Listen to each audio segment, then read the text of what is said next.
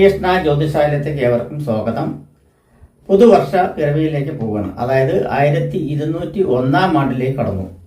1200 കഴിഞ്ഞു, 1201 ആണ്ടിലേക്ക് കടന്നിരിക്കുകയാണ്.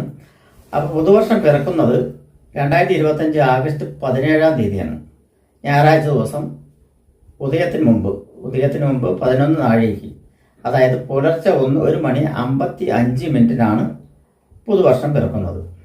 കാർത്തിക നക്ഷത്രത്തിലാണ് പുതുവർഷം വരുന്നത്. കാർത്തിക നക്ഷത്രം ഇടവക്കൂറിലാണ് പുതുവർഷം വരുന്നത്. അതുപോലെ തന്നെ അന്നേക്ക് വരുന്ന ലഗ്നം, ഉദയ ലഗ്നം എന്ന് പറയുന്നത് ഇടവലഗ്നമാണ്. ഇടവലഗ്ന സമുച്ചയത്തിൽ ചിങ്ങരവി സംക്രമം, ചിങ്ങ രാശിയിലേക്ക് രവി പ്രവേശിക്കുക എന്നാണ്, സൂര്യൻ പ്രവേശിക്കുന്നു എന്ന് പറയുന്നത്. അപ്പൊ ചിങ്ങരവി സംക്രമം, ചിങ്ങമാസം പിറക്കുന്നു, പുതുവർഷം പിറക്കുന്നു. അങ്ങനെയുള്ള സമയത്ത് ചിന്തിക്കുമ്പോൾ ലഗ്നം വരുന്നത് ഇടവ ലഗ്നം തന്നെയാണ്. ലഗ്നത്തിന്റെ 2ാം ഭാവത്തിൽ വ്യാഴം തെളിഞ്ഞു നിൽക്കുന്നുണ്ട്. അതുപോലെ തന്നെ ലഗ്നാധിപൻ തന്നെ ധനകുടുംബ സ്ഥാനമായ 2ാം ഭാവത്തിൽ നിൽക്കുന്നത് നല്ലത് തന്നെയാണ്. 3ാം ഭാവത്തിൽ ബുധൻ, 4ാം ഭാവത്തിൽ സൂര്യനും കേതുവും, 5ാം ഭാവത്തിൽ ചൊവ്വ, 10ൽ രാഹു, 11ൽ ശനിയാണ് നിൽക്കുന്നത്. അപ്പോൾ ശനിയും വ്യാഴവും അനുകൂല സ്ഥാനത്ത് നിൽക്കുന്നത് അത് വളരെ ഉചിതപരമായിട്ടുള്ള ഒരു തന്നെയാണ്. അപ്പോൾ മലയാള വർഷപ്പിറപ്പ് ഏകദേശം ഭൂമിയിൽ ജീവിക്കുന്ന ജീവജാലങ്ങൾ മനുഷ്യരെ സംബന്ധിച്ചിടത്തോളം വളരെ ഗുണകരമായിട്ടുള്ള ഒരു കാര്യം തന്നെയാണ്. നമ്മൾക്ക് ഓരോ രാശികൾക്ക് എങ്ങനെ ഉണ്ടാവുന്നു. മീനക്കൂറുകാർക്കാണെങ്കിൽ, അതായത് പൂരോരട്ടാദിയുടെ അവസാനത്തെ കാൽഭാഗവും ഉത്രട്ടാദിയും രേവതിയും കൂടി ചേർന്ന മീനക്കൂറുകാർക്ക് വർഷപ്പിറപ്പിന്റെ ആദ്യഘട്ടത്തിൽ കുറേയേറെ പരീക്ഷണങ്ങൾക്ക് നമ്മൾ വിധേയനാകും. കുറെ ബുദ്ധിമുട്ടുകളും കഷ്ടപ്പാടുകളും അനുഭവിക്കാനുള്ള യോഗങ്ങളുണ്ട്. അപമാന കേസുകളും അപമൃത്യു കേസുകളും നാശ സംബന്ധമായിട്ടുള്ള കേസുകളും നാശനഷ്ടങ്ങളും അഭിമാന പ്രശ്നങ്ങളും അഭിമാന പ്രശ്നങ്ങൾ വെച്ചാൽ മാനഹാനി ഉണ്ടാകാനുള്ള സാധ്യതകളൊക്കെ ഉണ്ടാവും. മറ്റുള്ളവരിൽ നിന്നും അവകാശ വാക്കുകൾ കേട്ടുപോകാനുള്ള സാധ്യത ഉണ്ട്.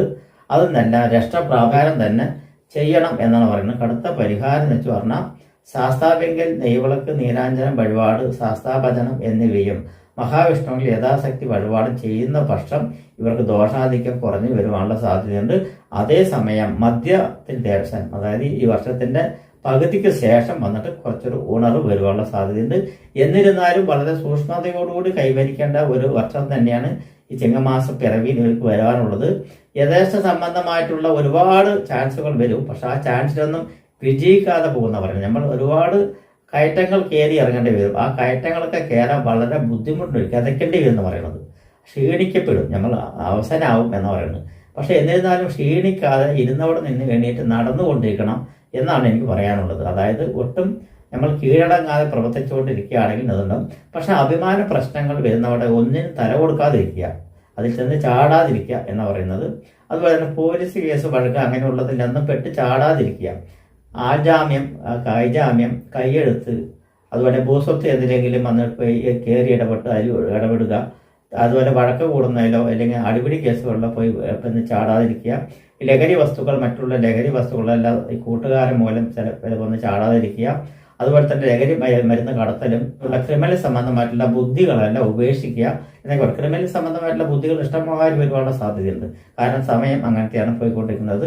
അത് കാരണം ഈ വർഷം വളരെ സൂക്ഷിച്ച് കൈകാര്യം ചെയ്യേണ്ട വർഷമാണ്. വർഷത്തിന്റെ പകുതിക്ക് ശേഷം വളരെ മാറ്റങ്ങൾ വരാനുള്ള സാധ്യതയുണ്ട്. അപ്പോഴേ ശരിക്കും ബോധോദയം വരുള്ളൂ എന്ന് പറയും. ബോധോദയം പറഞ്ഞാൽ നമുക്കൊരു ഉണർവ് വരുള്ളൂ. എന്താ നമ്മൾ കാണിച്ചു കൂട്ടിയത് എന്നുള്ളത് അവനവന് പോലും മനസ്സിലാവില്ല എന്ന് പറയുന്നത്. അങ്ങനെയുള്ളൊരു സംഭവമായിരിക്കും. വർഷത്തിന്റെ മധ്യത്തിന് ശേഷം, പകുതിക്ക് ശേഷം കുറച്ച് നിലാവ് വെളിച്ചം വന്ന മാതിരിയുള്ള ഒരു ഇതുണ്ടാവും. കുറച്ച് വേർസ് ഒളിച്ച് വന്ന് അങ്ങനെ ഒരു തണുത്ത കാറ്റ് വീശുമ്പോൾ അങ്ങനെ ഒരു സുഖം കിട്ടും എന്നുള്ളതിലുണ്ടാവും. ഗവൺമെന്റ് തലത്തിൽ ജോലി എടുക്കുന്നവരെല്ലാം വളരെ ശ്രദ്ധയോടുകൂടി കൈകാര്യം ചെയ്യണം. കാരണം ഗവൺമെന്റ് തലത്തിൽ പല പാഴ്ചകളും വരുവാനുള്ള സാധ്യതയുണ്ട്, അത് ശ്രദ്ധിക്കണം. അതുപോലെ തന്നെ ജനങ്ങളുടെ ഇടയിൽ പ്രവർത്തിക്കുന്ന രാഷ്ട്രീയക്കാരും വളരെ ശ്രദ്ധിക്കണം എന്നുള്ളത് പറയുന്നത്.